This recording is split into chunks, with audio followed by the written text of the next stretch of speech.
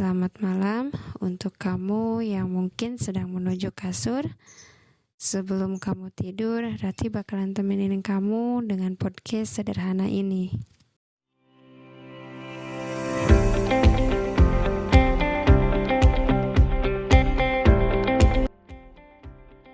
Hai teman-teman, pernah gak sih kalian ngelamun sebelum mau tidur?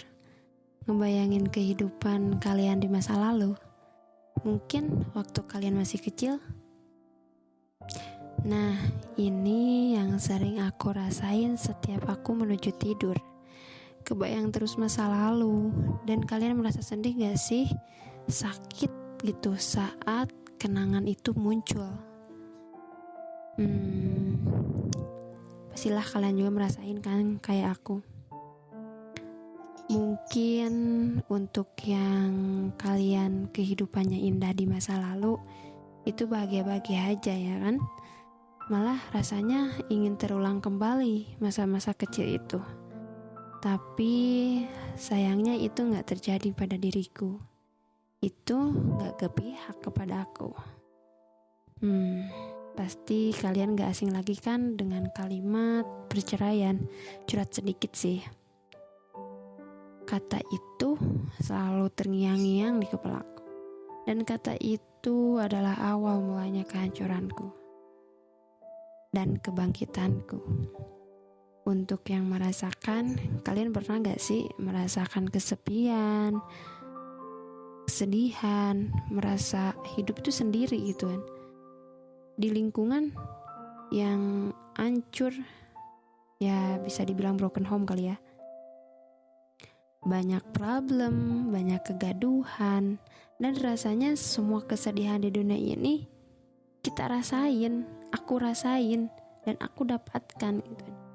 Dan rasanya kebahagiaan sulit untuk menghampiri aku saat itu.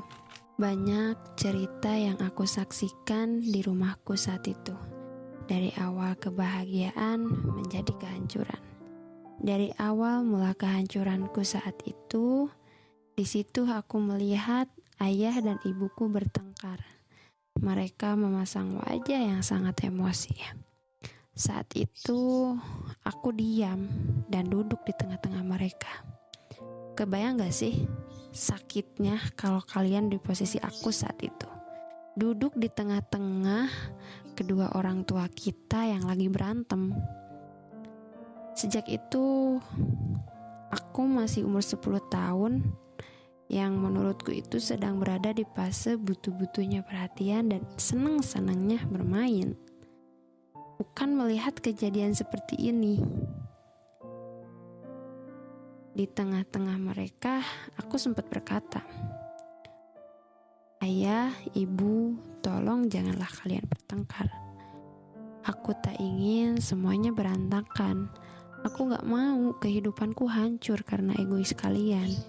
Aku gak sanggup dan aku gak mau hidupku hancur karena kebencian." Aku susah untuk menerima kenyataan pada saat itu. Tapi kalian tahu, apapun yang aku katakan tidak mengurangi rasa emosi mereka.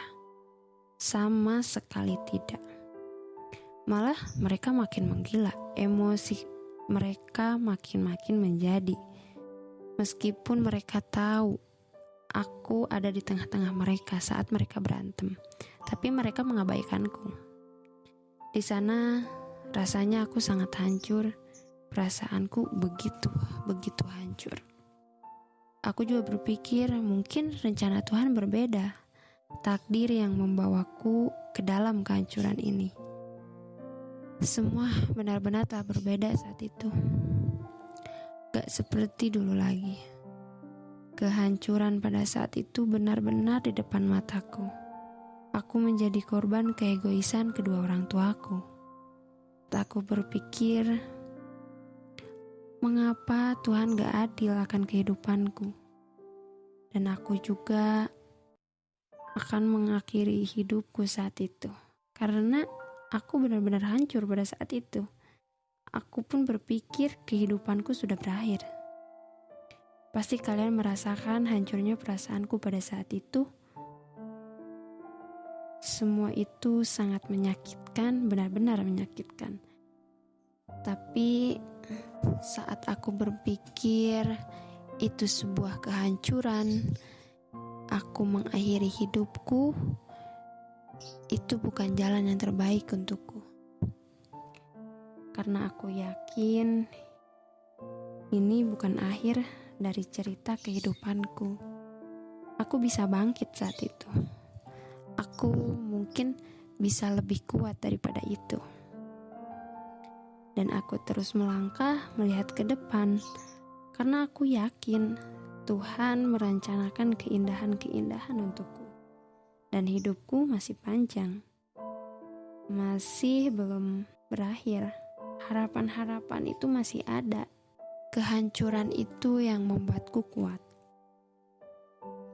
Tapi aku tetap semangat, tetap berjuang, dan aku gak menyerah. Di situ aku terus melangkah karena aku yakin Tuhan bersamaku. Tuhan sedang merencanakan kebahagiaan untukku. Aku yakin dan itu pasti. Siapapun yang merasakan seperti aku, tolong tetap semangat dan tetap percaya kalau Tuhan itu ada di depan kita. Kalau Tuhan itu memang berpihak kepada kita. Kalian jangan menyerah dan jangan patah semangat untuk menjalani hidup kalian, dan jangan berpikir hidup kalian sudah berakhir, karena kehidupan kita masih panjang. Ya, mungkin kehancuran itu awal dari kesuksesan kita. Tetap semangat dan tetap berjuang. Young ones, but we live